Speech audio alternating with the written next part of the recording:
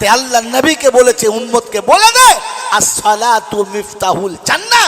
ওর চরিত্র যত ভালো হোক, ওর আমল যত ভালো হোক, ওর কাজ যত ভালো হোক, লোকটা যত সত্যবাদী হোক, লোকটা যতই ধার্মিক হোক, নামাজ যদি ওর কাছে না থাকে ও জান্নাতের দরজা পর্যন্ত যাবে কিন্তু জান্নাতের চাবি খোলা পাবে না।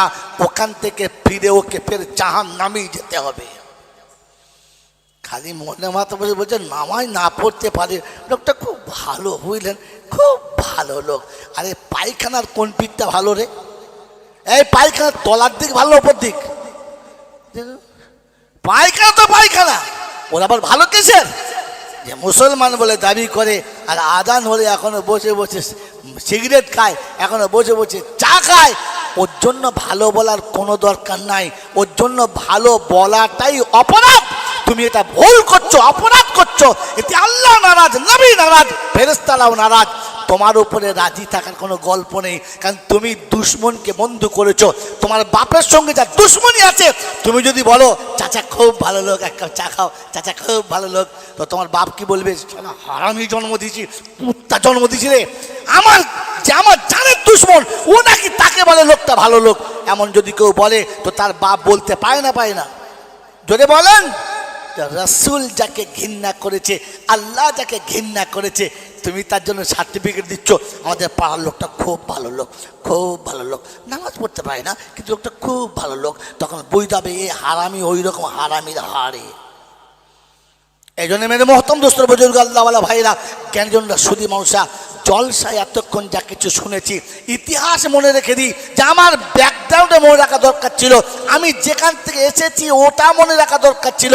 ইসলাম তার ভবিষ্যৎ দেখায় আর বিগত জীবনের ভুল বোঝায়। এই জন্য কোরআনে পাক আল্লাহ রাব্বুল আলামিন লক্ষ লক্ষ নমুনা রেখেছে যে বিগত জীবনে কোন নবীর সাথে উম্মত কি করেছে, ওলিদের সঙ্গে পাবলিক কি করেছে, ওলামাদের সঙ্গে আবাম কি করেছে, জাহেল মূর্খরা জ্ঞানীদের সাথে কি করেছে, নমুনা কোরআনে তুলে রেখেছে আর বলে দিয়েছে উম্মত তুই সতর্ক হয়ে যা, এই ভুলেতে তুই যেন পা দিবি না, তাহলে ওদের জায়গাতে তোকে টেনে পৌঁছে দেবো। কেউ বাঁচাতে পারবে? জোরে বলেন পারবে? শেষ হাদিস আল্লাহ নবী বলেছেন লা ইউমিনু আহাদুকুম হাত্তা আকুনা আহাব্বা ইলাইহি মিন ওয়ালিদিহি ওয়া ওয়ালাদিহি ওয়ান নাসি আজমাইন। আমি রাসূল শুনিয়ে দিচ্ছি, যদি ইমানদার হয়ে আসতে চাও, ইমানদার হয়ে যদি বাঁচতে চাও, ইমান নিয়ে কবরে যদি যেতে চাও, আমি রাসূল শুনিয়ে দিয়েছি সবার ভালোবাসা একদিকে, একদিকে বিবি হবে, একদিকে বাচ্চা হবে, একদিকে মা হবে, একদিকে আব্বা হবে, একদিকে ধন দৌলত হবে, একদিকে ইজ্জত সম্মান হবে, একদিকে গোটা দুনিয়া হবে, একদিকে আমার নবী হবে। আমার নবীর ভালোবাসা যদি সবার ভালোবাসার উপরে না যায়, তুমি সত্যিকারের খাঁটি মমিন, এটা কি প্রমাণ হয়? এটা মমিন হওয়ার প্রমাণ নয়। আল্লাহর নবী সাল্লাল্লাহু তাআলা আলাইহি ওয়াসাল্লামের সাহাবীদের সঙ্গে আল্লাহ শোনাচ্ছে, ঈমান যদি আনতে চাও নবী সাহাবাদের সঙ্গে মিলিয়ে নাও। কোরআন শুনিয়ে দিচ্ছি, ফা ইন আমানু বিমিসলি মা আমানতুম বিহি ফাকাদ ইহতাদা ওয়া ইন তাওয়াল্লাউ ফা ইন্নামা হুম ফি শিকাক ফাসায়াকফিকাহুমুল্লাহ ওয়া হুয়াস সামিউল আলিম। কোরআন শরীফের পারা নাম্বার 1, সূরার নাম সূরা বাকারা, প্রথম পারার লাস্ট পৃষ্ঠার 3-4 লাইনের নিচে আল্লাহ পাক শুনিয়েছে, ফা ইন আমানু বিমিসলি মা আমানতুম বিহি ফাকাদ ইহতাদা। আমার নবী সাহাবীদের মতো ঈমান যদি দেখাতে পারো, ওটা হলো ঈমানের শেষ দরজা। বললে হুজুর নমুনা, তো আল্লাহর নবী শোনাচ্ছে, চলে এসো একবার শুনে যাও নমুনা। আল্লাহর নবী মদিনার মসজিদে শুনিয়েছে যুদ্ধের ময়দানে যেতে হবে, যুদ্ধের ময়দানে যেতে হবে, সবাই তৈরি হয়ে গেছে। রাসূল বললে বিদায় নিয়ে এসো। দরজার কাছে গিয়ে বলল, বিবি আমি তোমাকে ভালোবাসি, কিন্তু আমার নবীকে তার থেকে বেশি। তাই বাসর রাত থেকে উঠে ফজরের নামাজ পড়ে নাম লিখিয়েছি। তোমাকে শুনিয়ে দিচ্ছি, আমি যুদ্ধে চলে যাচ্ছি। বিবি বলেছে, স্বামী হাতে মেহেদির কালার গেল না, গায়ে বিয়ের গন্ধ এখনো গেল না, এই সময়ে ঘর ছেড়ে বাইরে যাওয়াটা ভালো না। শুনিয়েছে বিবি, শুনে রেখে দে, আমি তোর ভালোবাসা সব মেনে নিলাম, আমার নবীর ভালোবাসার সামনে টিকাতে পারলাম না, তাই বাসরাতের গন্ধ ভুলে গেলাম, হাতের লাল মেহেদি ভুলে গেলাম, তোকে সালাম দিয়ে যুদ্ধের ময়দানে চলে গেলাম।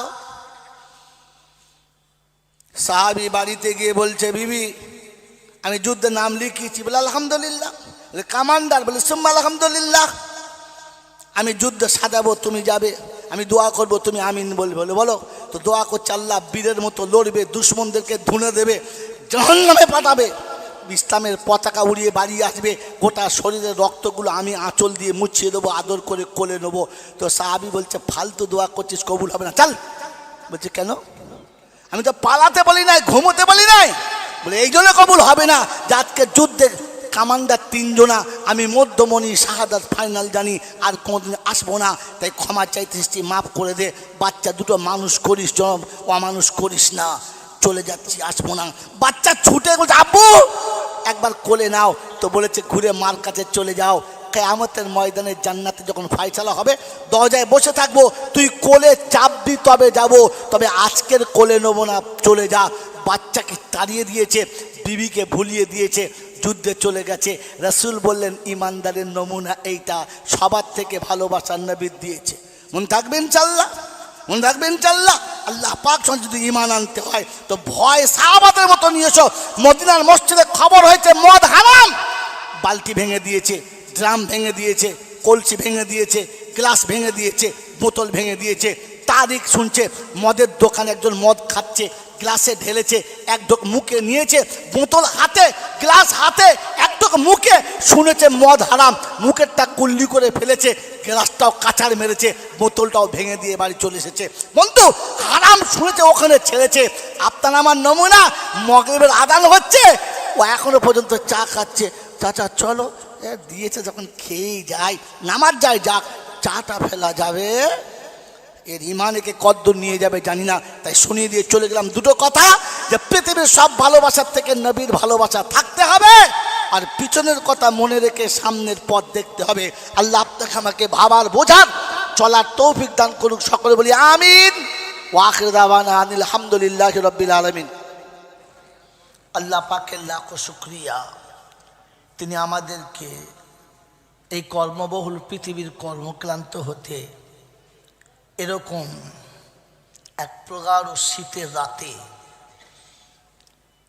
ভালোবাসার সব মানুষগুলোকে ত্যাগ করে, আরামের শয্যাকে বর্জন করে, শয়তানের মুখে কালি মাখিয়ে ফেরেশতাদের সাথে বন্ধুত্ব করে জান্নাতের বাগানে আসার, বসার, বলার ও শোনার সুযোগ পেলাম, আর সেটা কাজে লাগাতে পারলাম। এজন্যে সকলে প্রাণ খুলে বলি আলহামদুলিল্লাহ।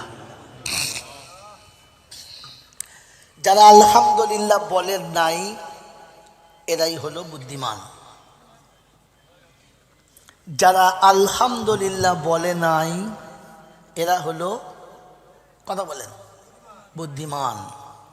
আর যারা আলহামদুলিল্লাহ বলেছেন, তাঁরা হলেন ভাগ্যবান। পাশে বসে আছে সমাজের বিদগ্ধ পণ্ডিত, যার কাছে ইলম আছে, হাদিস ও কোরআন। আমি তো একটা ছোট্ট নাদান, তবে যা বলে যাচ্ছি আশা রাখি মেনে নিলে মঙ্গল,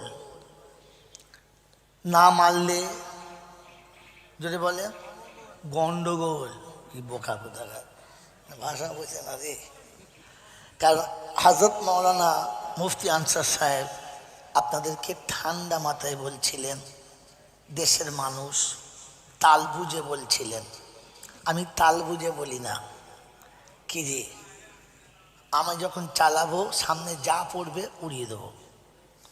এটা জাঙ্গালাটির মানুষরা জানে। মোটামুটি দীর্ঘদিন আসছি, যেদিন মাটির মসজিদ ছিল হুজুর বলছিলেন, আর হয়তো আসা হবে না, তাই যাবার সময় মাল রেখে আর দরকার নেই, যা আছে ঢেলে দেওয়াই ভালো। হ্যাঁ না? বিয়ে বাড়ি যখন বুঝতে পেরেছে যে আর খাবার লোক নাই, দুহারি বিরিয়ানি আছে, তখন আর মেপে দেবে না, বলছে লোবো না, আরেক প্লেট লে, বলছে নেবো না গো, বলছে নে না, না খেতে পারিস নিয়ে বাড়ি যা, বলে না। তার মানে বুঝেছে এরপরে ফেলে দিতে হবে, তার থেকে ওকে দিয়ে দে। কথা বোঝেন নাই? তো এখন আমার অবস্থা যা, তাতে মনে হচ্ছে মাল আর বেশিক্ষণ টিকবে না। তো আছে যখন রেখে দরকার নেই, ঢেলে দিই, কাজ হবে। মেনে নিলে যদি বলে মঙ্গল, এক্ষুনি বলে ভুলে যায়, এ মাল বাড়িকে কি বলবে, উল্টো বলবে সব। এই মেনে নিলে মঙ্গল, আর না মারলে এটা মন রেখে দেবে, কাল থেকে বাড়িকে প্র্যাকটিস করবে। শুনে নেন তাহলে, যারা আলহামদুলিল্লাহ বলে নাই তারা হলো কি বুদ্ধিমান। এখনই ভুলে গেছো, তারা কি বুদ্ধিমান। যারা আলহামদুলিল্লাহ বলেছেন তারা হলো ভাগ্যবান। আদম হলো ভাগ্যবান আর শয়তান হলো বুদ্ধিমান। এবারে আমি আপনি বুঝে দেখি আমি কোন দলের জিনিস, বলার দরকার নাই। কথা বোঝেন না কি জি? যদি বলেন আমরা প্যান্ডেলে বসেছি, মাথা টুপি দিয়ে বসেছি, আপনি আমাদের শয়তান বলছেন, আমি বলি নাই, আপনি বলছেন। কে বলছে? আমি বলি নাই, আপনি বলছেন। আপনারাই যে ভাষায় খুব প্রিয়, ওই ভাষাটার নাম কি? আপনাদের কাছে যে ভাষাটা সব থেকে প্রিয়, ওই ভাষাটার নাম কি? তাল বেলেম কথা বলবি না, বাচ্চা তোরা খালি তোদের নোট কর, তোদের কাছে নোট করা, খাতা নিয়ে আসিস নাই। আরে জল চাই যখনই বলবি একটা কাগজ নিয়ে আসবি, বোকা কথাকার। তবে আনারিদের কথা লিখবি না, যেটা ইলমের কথা লিখবি। কি বলছিলাম বলেন? যে ভাষাটা আমাদের সব থেকে প্রিয় ভাষাটার নাম কি? ভাই কথা বলেন না। যে ভাষাটা সব থেকে প্রিয় তার নাম কি? বাংলা। কে বললে হাত তোলে? বুঝে না বুঝে? চোট কোথাকার। আরে বাংলার টিউশনি মাস্টার পায় 300 টাকা, আর ইংরেজির মাস্টার পায় 700 টাকা। কোনটা প্রিয়? এই কোনটা পছন্দ? বাংলায় কথা বললে বলে সারা কিছু বোঝে না, আর দুটো ঠ্যাং ভাঙা ইংরেজি বললে বলে জিনিস আস, বলে বাংলা কিছু বোঝে না, কথা বলে। বলে নাই তো ভালো ছিল, আর বলেও সর্বনাশ করলো। কি বলেন জি? তাই সব থেকে ভালো ভাষা আমাদের দেশে কোনটা? ইংরেজি। কেউ যদি ইংরেজিতে কথা বলে তো তাকে বলে এই স্যার স্যালুট কর, হাই পিকাও। হ্যাঁ না? শোনেন, আজকে বলে দিয়ে যাচ্ছি, আর বলবেন না। বন্ধু, ইংরেজির একটা প্রবাদ বাক্য আছে, all that glitters are not gold. চকচক করলে সবগুলো সোনা যদি বলে হয় না, আর মাথায় টুপি দিয়ে জলসায় বইলে সব শালা মুসলমান না। এটা আনসার সাহেব বলতে পারবে না, কারণ ভয় আসছে। কি বলেন জি? মাথায় টুপি দিয়ে আর পাঞ্জাবি পরে জলসায় বসলে সবকটা মুসলমান না। এই জন্যে মেরে মোহতম দোস্তর বুজুর্গ আল্লাহ সুন্দর হচ্ছে, এত শোনা মতো হয় নাই। তাই কোথায় দিবি রে? আল্লাহ কোথায় দিলে তোর পছন্দ হয়? আল্লাহ মুখটা লাড়াতে দে একটু। মেরে মোহতম দোস্তর বুজুর্গ আল্লাহওয়ালা ভাইরা, এই জন্য ভাবেন বসে বসে মুসলমান আলাদা করে হতে হয়। আর একটা নমুনা বলছি, মুসলমানের কবরে কোনো আযাব হবে না। মুসলমানের কবরে কোনো দিন আযাব হয় নাই, আর কোনো দিন হবে যদি বলেন না। মুসলমানের কিয়ামতের ময়দানে কোনো মুসিবত আসবে না, আর মুসলমান বিনা হিসাবে জান্নাতে যাবে, আটকাবার কারোর ক্ষমতা থাকবে না। এর আগে এতটা জোর গলায় আর এতটা সাহসে কোনো মৌলবি বলেছে কিনা জানি না। যদি বলা হতো তাহলে আমাদের দেশে এত সব কিছু হয়, কবরের আযাবের জন্য কুলখানা কলমাখানা সব 40-এ চাহারাম বছর কি, ওসব ভুয়ো মাল। এই যে একটু আগে বলছিল হুজুর ভুয়ো ইমান, হ্যাঁ ভুয়ো মুসলমান। আপনাকে টুকটুক করে দেখাচ্ছি অল্প সময়, শীতের রাত, নিয়ে নেন বিরিয়ানি হয়েছে, টাইট বিরিয়ানি খান আর বাড়ি চলে যান। কি বলেন জি? তবে দুর্ভাগ্য হলো বিরিয়ানির গোস্তটা সব মেয়েরাই দিয়েছে, আর ছেলেরা তো ভিখিরির জাত। ছেলেরা কি যেটা বলে, অত ছাড়া বিয়ে করার আগে মেয়ের বাপের কাছে ভিক করে বিয়ে করেছে নাকি? এই কথা বলে কি, ছেলের বাপ গিয়ে মেয়ের বাপের কাছে বলেছে ও বেয়াই, কি বলে গামছা কেনার পয়সা নাই, তোর যে হবে জামাই তার সাবান কেনার পয়সা নাই, দে। কথা বলেন নাই? চাইলি কোন লজ্জায়? তুই ছেলের বাপ চাইলি কোন লজ্জায়? ছেলের বাপ হয়ে মেয়ের বাপের কাছে হাত পেতেছে যারা, আমার মনে হয় মুসলমান আছে কিনা ট্রাক্টর দিয়ে চষে দেখতে হবে সালার ইমান আছে কিনা। ওরকম মাল এখানে থাকলে তার তো ভালো লাগবে না, ভালো লাগবে? কিন্তু এটাই সত্য। আল্লামা রুহুল আমিন সাহেবের ফতোয়া মোতাবিক ওর জানাজা পড়া ঠিক না, মুসলমানের কবরস্থানে ওকে মাটি দেওয়াটাই ঠিক না, কারণ মালটা মোটেও মুসলমান না। এটা আল্লামা রুহুল আমিন সাহেব বলেছেন, আমি না। যদি ঝগড়া করতে হয় গিয়ে ময়লা খোলা গিয়ে কবর খুলে তুলে মালটাকে জিজ্ঞেস করো কেন বললি, যাও। আনসার সাহেব চিন্তা করছে শালা আমাকে ফেলে ফেলে বাড়ি যাবে রে। চিন্তা নাই, আপনাকে আমি আপনাকে ঠান্ডা মাথায় বলছি বন্ধু, এই কথাগুলো বার করতে হয়, খুঁজতে হয়। আর এই জন্যে জয়নাল এতগুলো করে টাকা নেয়। খাইলে করে সারা কত টাকা লাগে, লাগে লাগে, এটা বার করার জন্য লাগে। আপনার বাপের জমি আপনার কাছে দলিল আছে, কিন্তু রেকর্ডটা আপনার বাপের আছে কি না এটা জানার জন্য টাকা লাগে, লাগে না? লাগে, বিনা টাকাতে আপনি পাবেন না। সেজন্য মেরে মহতম দোস্তর বুজুর্গ, জলসা শুনছেন এ বাবা, এ বাবা কথা না বলে আস্তে আস্তে বিচো, কথা না বলে বিচো, আওয়াজ করিস না, ইশারা করে বিচো। আনসার সাহেব খালি বলছিল না পরিবেশ চাই, বললে বুঝে হ্যাঁ পরিবেশ চাই, কিন্তু মালের দরকারও চাই, হ্যাঁ না বলেন? এ বাবাজিরা, আল্লাহর নবী সাল্লাল্লাহু আলাইহি ওয়াসাল্লাম যতগুলো কথা বলতেন আবু জেহেল তার দলের লোকেরা শুনতেন, শুনতেন না এমন না, কিন্তু দুর্ভাগ্য একটা জায়গাতে, কটা জায়গাতে কথা শোনেন, দুর্ভাগ্য ক জায়গায়? একটা জায়গাতে, যে কোনোদিন আমার নবীর সামনে বসে শুনতেন না। আবু জেহেলের দলবল মদিনার মসজিদের বাইরে চিল্লাচিল্লি করত, কথা শুনতে চাইতো না। অতএব দিনী মাহফিলে এসে প্যান্ডেলের বাইরে ঘরে যারা, আবু জেহেলের বেজম্মা সম্মান হচ্ছে তারা, ও আবু জেহেলের গোষ্ঠী তারা। আবু জেহেল সব কথা শুনতো, আর শোনার পরে বলতো রাখতো মোহাম্মদের কথা, নিরক্ষর এতিম, কিচ্ছু জানে না, ও যা বলবে তাই শুনতে হবে নাকি? আমরা কথাবার্তা বুঝি না, আমাদের জ্ঞানগম্য নাই, আমরা লেখাপড়া জানি না, এ কথা কে বলতো? এখনো মুফতি আনসার সাহেবের মতো মানুষের কথা শুনে যারা বাইরে মন্তব্য করে, রাখতো কি বলবে আনসার সাহেব, আমরা বুঝি না নাকি? তখন বুঝাবে শালা আবু জেহেলের জন্মে তৈরি, অন্য কারোর জন্মে না। এটা তো মাল ভয় করে করে বলছিল, বলতে পারছিল না, খালি বলছে ডিমে ছানা হবে না। তো আবু জেহেলের গোষ্ঠী, ওকে ঢোকানো যাবে, কথা বলেন, ওকে ঢোকানো যাবে, ধরে বলেন, যারা চুপ করে আছে বুঝ দেবে মাল ওই দলের মাল, ঢুকে পড়ে বিপদে পড়ে গেছে, তাই চুপ করে আস। বাবাজিরা, সোনার লালেরা, জ্ঞানী জনেরা, সুধী মানুষেরা, একজনের ঠান্ডা মাথায় শোনেন, কোরআনের বায়ান, কোরআনী মাহফিলে ঢোকে না যারা, জানবেন আবু জেহেলের দলের লোক তারা।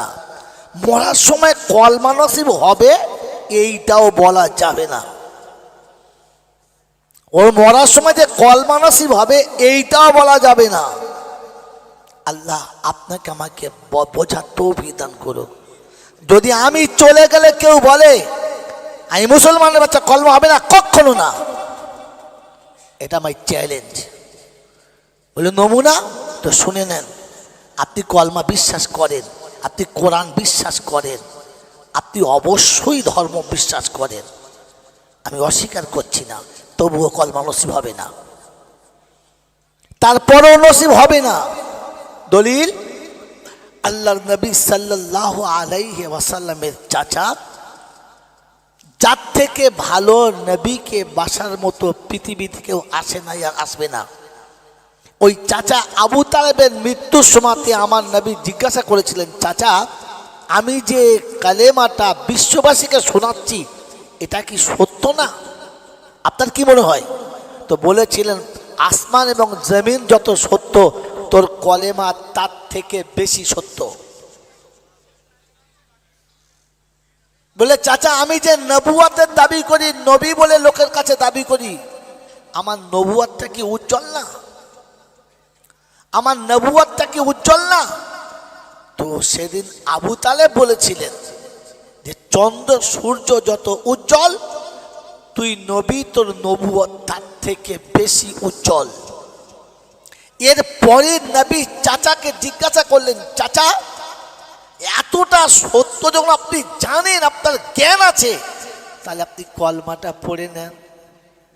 তো তিনি একটা কথা বলেছিলেন, আমার লজ্জা লাগছে, বলছি জাতি কি বলবে, দেশের লোক কি বলবে, পাঁচজনা কি বলবে, সেই লজ্জাতে কলমাটা পড়তে পারছি। জোরে বলেন না। এই চাচা মরার পরে আমার নবী নিজে গোসল দিলেন, নিজে কাফন পরালেন, আর নিজে কোলে করে কবরে শোয়ালেন। কত বড় ভাগ্যবান! নবী কোলে করে কবরে শোয়ালেন আর আকাশের দিকে মুখটা তুলে বললেন, আম্মি আম্মি মা তারাকতুলি সাবিলি। চাচা আল্লাহর কাছে দুটো হাত তুলবো, সেই রাস্তাটা আপনি রেখে গেলেন না। আমি যে নবী, আল্লাহর কাছে হাত তুলে আপনার জন্য কিছু বলবো, রাস্তা রেখে গেলেন না, কারণ আপনাকে ইসলাম মেনে নিতে লজ্জা লেগেছে। হ্যাঁ না না? জোরে বলেন। আপনাকে জলসায় ঢুকতে লজ্জা লেগেছে। শালা আবু জেহেলের গোষ্ঠী কোথাকার! বাপের ঘর থেকে টাকা নিয়ে শ্বশুর বাড়ি জলসা শুনতে যাচ্ছি, এই বলে তো সেখান থেকে এলি, আর শালির গলা ধরে কি করে মেলায় ঘুরে বাড়ি চলে গেলি? কোন জাত? জোরে বলেন। কাল সকালবেলা দেখবেন এরকম আবু জেহেল মার্কা মাল কতগুলো আস। শ্বশুরের মিলাদের জন্য ঘর থেকে এলি, আর সেলজের পাশে বসে বসে মিলাদ শুনলি, তুই কোন জাত?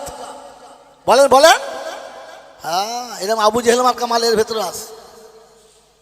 শ্বশুরের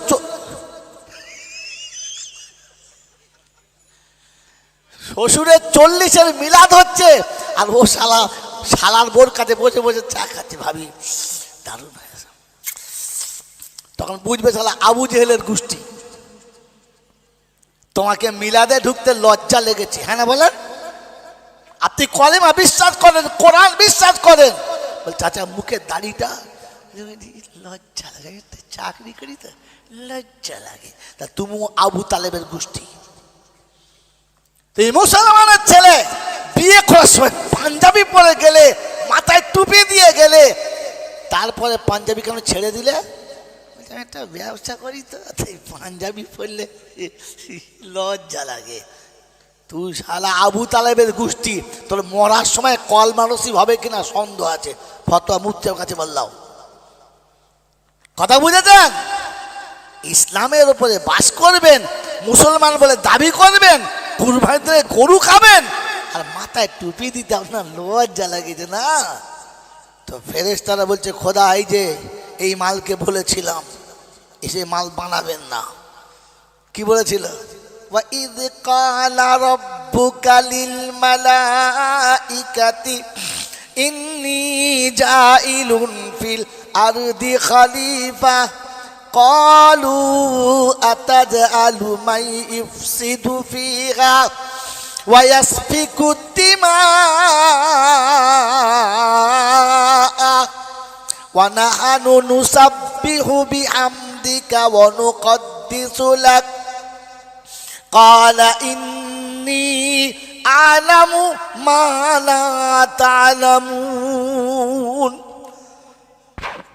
কোরআন শরীফের পারা নাম্বার 1, সূরার নাম সূরা বাকারা, আয়াত নাম্বার 30। সন্দেহ হলে বাড়ি গিয়ে দেখে নিস। আল্লাহ পাক শুনিয়েছেন, আমি যেদিন মানুষ বানানোর জন্য ঠিক করলাম, প্রথম ফেরেশতা বলেছিল ক্বালু আতাজআলু মান ইউফসিদু ফিহা। এদেরকে তৈরি করছে, এরা জলসায় গিয়ে কোরআন হাদিস শুনবে না, ফুচকার দোকানে ফচকে মেয়েদের সঙ্গে ঢলাঢলি করবে, ঝাঁটা মেরে তাড়িয়ে দে। ফেরেশতারা আগেই বলেছিল, কি বলেন, আল্লাহ এদের বানাস না। এরা যে বাপের জন্মে হবে এ শালা সেই বাপকে ভাতও দেবে না। না, আপনাদের কথা বলছি না, সে আলাদা লোক আছে। কি জি বলছে, আল্লাহ এতে তৈরি করিস না। যে মায়ের বুক চুষে খেয়ে বড় হবে, ওই মায়ের রক্ত চুষে খেয়ে মাকে মেরে দেবে। কি জি এখন হিসাব কি চলছে? উন্নত মানের লেখাপড়া, হ্যাঁ না বলেন? আর হিসাব কি চলছে যদি বলেন? মিলাদ দিয়েছে, আনসার সাহেবকে ডেকেছে, আমাকে ডেকেছে, মিলাদে গেছি, দেখছি দরজা নতুন বাড়ি করে মিলাদ দিয়েছে, দরজা লিখেছে মা বাপের কি আশীর্বাদ, মা বাপের যদি বলে আশীর্বাদ। ভেতরে গিয়ে দেখি বাপ মা দুটোই বাদ। বলছে হ্যাঁ তোর বাপ কোথায়? বলছে আমাদের সাথে থাকে না। থাকে না, না শালা রাখে না, এই কোনটা? তাহলে ওপরে লিখেছে মা বাপের আশীর্বাদ, তলায় দেখে মা বাপ দুটোই বাদ। ফেরেশতা এসে চিন্তা করছে, আল্লাহ কোন ঝাড়ের বাঁশ, এ কোন ঝাড়ের বাঁশ? ওপরে লেখে আশীর্বাদ, তলাতে আসলটাই বাদ। এখনকার ছেলেরা কবিতা লিখেছে, ছোট সংসার সুখী সংসার, হিসাবটা বড় সজা, ছেলে মেয়ে বউ আমার বুড়ো বুড়ি বোঝা। ফেললে কিছু বাপ মা বোঝা আর বাকি সব কি হিসেব বোঝো। এ মালবাল আমি লেখাপড়া শিখেছি, বোকা কোথাকার। এই জন্য বন্ধু, ইসলাম আপনাকে বোঝা দরকার, বুঝে চলা দরকার। কথা মনে থাকবে ইনশাল্লাহ, মনে থাকবে ইনশাল্লাহ। আগে বলেছি, এখনো বলছি, ভাবেন, বোঝেন আর বুঝে তারপরে চলেন। আলহামদুলিল্লাহ, আল্লাহ পাকের লাখ শুকরিয়া। তিনি ছিলেন, তিনি আছেন, তিনি থাকবেন। তার কাছেই যেতে হবে, যাব না বলা যাবে না। আর আমার সময় মতো আমি যাব এ সুযোগ দেয় নাই আর দেবে না। তার কাছে যাবার পরে লাঠি বল, পাটি বল, দল বল, বিদ্যে বল, বুদ্ধি বল, অর্থ বল, জনবল, মনোবল, বুকের বল, কোমরের বল, দেশের বল, দশের বল, তোমার বল আর আমার বল। তো কবর বলছে গোসল করে একবার চল, একবার চল। কি হলো, হুকুম হয়ে গেছে, আজরাইল এসে গেছে। কি একবার চল, ফের দেখবি কার দল আর কার বল। অর্থের গরম, ডিগ্রির গরম, রূপের গরম, যৌবনের গরম, বাপের গরম, বেটার গরম, লাঠির গরম, পাটির গরম, নেতার গরম, নীতির গরম, দাদর গরম, নাতির গরম। দিল্লিতে গেলে দাদার গরম, কলকাতা এলে দিদির গরম, বাঁশতলায় গেলে ফুল নরম। ওখানে নরম হলে রেহাই আর গরম হলে পেটাই, বাঁচাবার কেউ জোরে বলে নাই। এই ক্ষমতার যিনি একাই মালিক, তিনি কে? তার দরবারে। দরবার কার? আল্লাহর। বাকি যত দরবার আছে, বাংলা, বিহার, উড়িষ্যা, ফুরফুরা, হুগলি, বাঁকুড়া, বীরভূম, 24 পরগনা, মুর্শিদাবাদ, মালদা, যত দরবার আছে এসব মানুষ ঠকানো কারবার। একটাই হচ্ছে দরবার, সেটা হচ্ছে আল্লাহর। তার দরবারে কানা খোঁড়া, সাদা কালো, দেশি বিদেশি, আমাদের ওদের, এ দলের ও দলের, হাফেজ সাহেব, মৌল সাহেব, পীর সাহেব, ফকির সাহেব, ডাক্তার, মাস্টার, শিক্ষিত, মূর্খ, ধনী, গরিব, চাষা, ভূষক, কানা, কুঁজো, অচল সচল, দুর্বল সবল, মরলে সব একদল। মরলে কদল? একদল। হানাফি, সাফি, মালিকি, হাম্বালি, কাদরিয়া, চিস্তিয়া, মোজাদ্দেদিয়া,